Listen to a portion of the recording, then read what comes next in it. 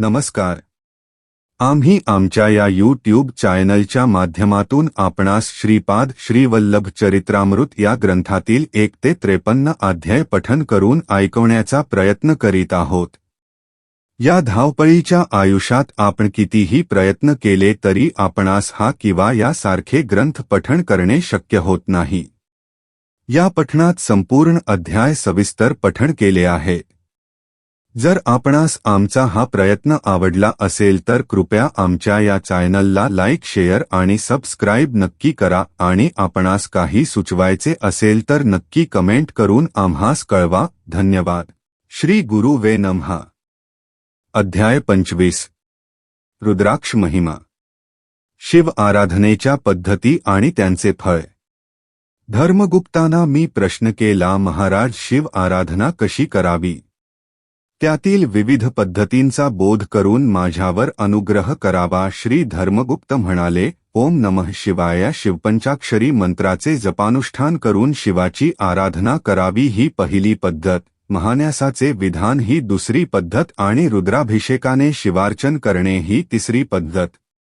पंचाक्षर मंत्रातील 5 अक्षरे ही पंचमहाभूतांची प्रतीक आहे. जीव हा पशुप्रमाणे ममता, मोह आदींच्या बंधनात फसल्यामुळे त्याला पशु म्हटले गेले आहे. पशुबंधाचे विमोचन करणाराच पशुपतिनाथ आहे. शिवपंचाक्षरी मंत्राचे शास्त्रात पंचकोनी नक्षत्रासारखे वर्णन आढळते.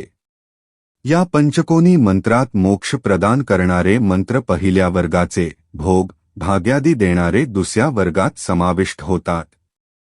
पंचोपचारात भूतत्वाचे चंदन, जलतत्वाचे नारळाचे पाणी, अग्नितत्वाचे दीपाराधन, वायुतत्वाचे सुगंधित धूप आणि आकाश तत्वाचे घंटानाद असे उपचार येतात. पंचाक्षरातील 5 अक्षरे त्यांच्या त्यांच्या तत्वानुसार साधना करणाऱ्या साधकांना 5 रंगाने तत्वांचे दर्शन घडवितात. 1. पांढऱ्या शुभ्र मोत्यासारखा पांढरा पादरस किंवा चांदीसारखा चकचकीत प्रकाश. 2. प्रवाळासारखी अरुण कांती. 3. पिवळ्या हळदीसारखी सोनेरी कांती. 4. निळ्या वर्णात निळ्या आकाशासारखी विश्वव्यापी कांती. 5. शुद्ध धवल कांती. भूमध्यात 5 रंगाची ज्योत प्रकाशित होणे यालाच ऋषीश्वरांनी संध्योपासन असे नाव दिले आहे. यंत्र, पंचतत्व साधना, योगसाधन, आत्मसमर्पण हे सर्व प्रधान असे साधनाश आहेत. या पद्धतींनी देहात्मबुद्धीचा नाश होतो. जीवांचा देहच देवालय आणि त्यात विराजमान असलेला आत्माच शिवात्मा असे साधून मोक्ष प्राप्ती होते. ही स्थिती प्राप्त होण्यासाठी पंचाक्षरी जप, महान्यासपूर्वक शिवाराधना, रुद्राभिषेक हे सहकारी आणि कल्याणप्रद ठरतात. विष्णू सहस्त्रनाम स्तोत्र श्री विष्णूंना अत्यंत प्रिय आहे. गणेशाला मोदक अतिप्रिय आहेत. सूर्याला सूर्यनमस्कार प्रिय, चंद्राला अर्घ्य प्रिय, अग्नीला हवन प्रिय, त्याचप्रमाणे शिवाला अभिषेक प्रिय आहे. अभिषेकामुळे शिव संतुष्ट होतात. ब्रह्मकल्पातील प्रलयाच्या वेळी भविष्यातील सृष्टीसाठी सकल जातीचे बीज म्हणजे समस्त जीवराशी, वृक्ष, औषधी, वनस्पती यांचे बीज एका पूर्ण कुंभात भरले. त्यात अमृत, सर्व नद्यांचे जल, समुद्राचे जल घालून गायत्री मंत्राद्वारे आपल्या प्राणशक्तीचे त्यात आवाहन केले. या कुंभालाच पूर्ण कुंभ असे म्हणतात. या कुंभातील अमृताचेच सिंचन महर्षींनी निरंतर पृथ्वीवर केले. या कलशातील जलाचा, अमृताचा अभिषेक प्रामुख्याने कैलास पत्नीवर झाला. या कारणाने हे अमृत स्थान या नावाने प्रसिद्ध झाले. श्रावण पौर्णिमेच्या दिवशी अमरनाथ गुहेत बर्फाचे शिवलिंग तयार होते. या दैवी शिवलिंगाचे दर्शन घेतल्यास समस्त पापापासून निवृत्ती होते. वशिष्ठ आणि अगस्त्य मुनींचा जन्म. जेव्हा पूर्ण कुंभास उलटे केले तेव्हा त्याच्यात 2 महामुनी अवतरित झाले. यापैकी पहिले वशिष्ठ मुनी आपल्या शुभ्र तेजाने तळपत होते. दुसरे अगस्त्य मुनी नीलवर्णाचे असून त्यांची कांती अत्यंत तेजोमय होती. ते मित्र वरुणांच्या अंशरूपाने जन्मले. पूर्ण कुंभातील अमृतीकरण केलेल्या जलाने 11 वेळा एकादश रुद्राभिषेक केल्यास एकादशीचे पुण्यफल एकादश रुद्ररूप हे शिवाकडून प्राप्त होते. एकादश रुद्राचा आणि वैष्णव संप्रदायातील एकादशी व्रताचा असा अगदी जवळचा संबंध आहे. यामुळे शिव आणि केशव हे अभिन्न रूपच आहेत. नमकाने रुद्राभिषेक केल्यास अकाल मृत्यू दोषाचे हरण होते. सोम ग्रहाची अधिष्ठान देवता चंद्र आहे. चंद्र पुनरुज्जीवनासाठी मूल साधन शक्तींचा वर्षाव करतो. या चंद्रकलेचे स्थान योगी पुरुषांच्या भूमध्यात भुवयांच्या थोडे वर सहस्राराच्या समोर चमकत असते. ईश्वराच्या विविध रूपांचे वर्णन. या कारणानेच शिवाच्या शिरावर चंद्रकला आहे असे सांगितले जाते. गुर्जर देशात गुजरातमध्ये असलेल्या सोमनाथाचा मंदिरात चंद्रकांत शिला वापरूनच शिवलिंगाच्या मस्तकावरील पांढरी चंद्रकोर केली आहे. येथील ज्योती सारखे चमकणारे स्फटिकाचे ज्योतिर्लिंग पूजिले जाते. शास्त्राचे असे वचन आहे की स्वतःमध्ये रुद्रतत्व आल्याशिवाय रुद्राभिषेक करू नये. महान्यासामध्ये काळ म्हणजे स्वरूपाचा संहार करणारे. यासाठी अभिषेक करणायांनी कालात्मक होऊन यज्ञ स्वरूप शरीरात न्यास करून रुद्राभिषेक करावा. बोधायन महर्षीच्या महान्यास रुद्राभिषेक विधानात शिवाचे वर्णन तत्पुरुष, अघोर, सद्योजात, वामदेव, ईशान असे केले होते. तत्पुरुष मूर्ती पल्याग्नी सारखी विद्युत रंगाची असते. अघोर मूर्ती मेघवर्ण असते. सद्योजात मूर्ती चंद्राच्या कांतीस्म धवल असते. वामदेव मूर्ती गौरवर्णाची असते.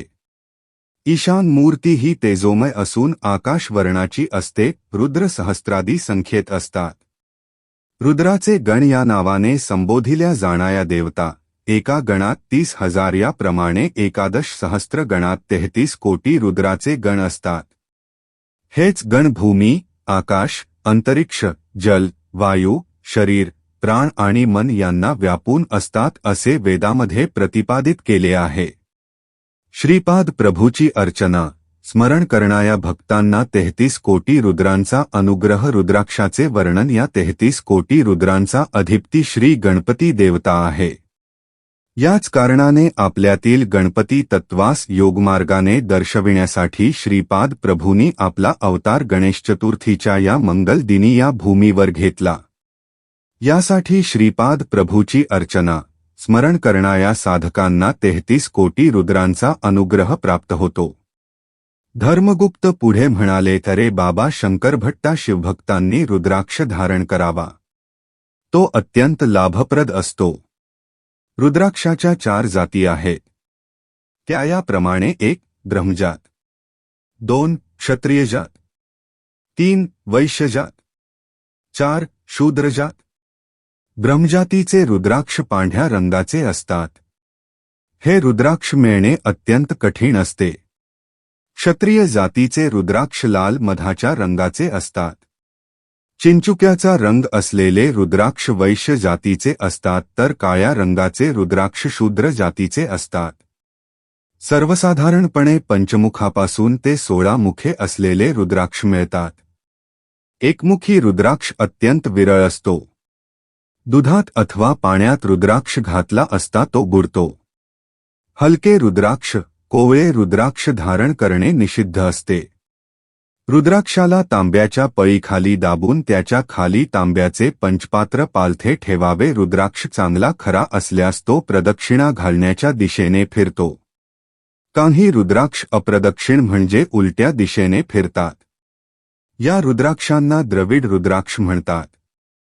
असे रुद्राक्ष गृहस्थांनी वापरू नये.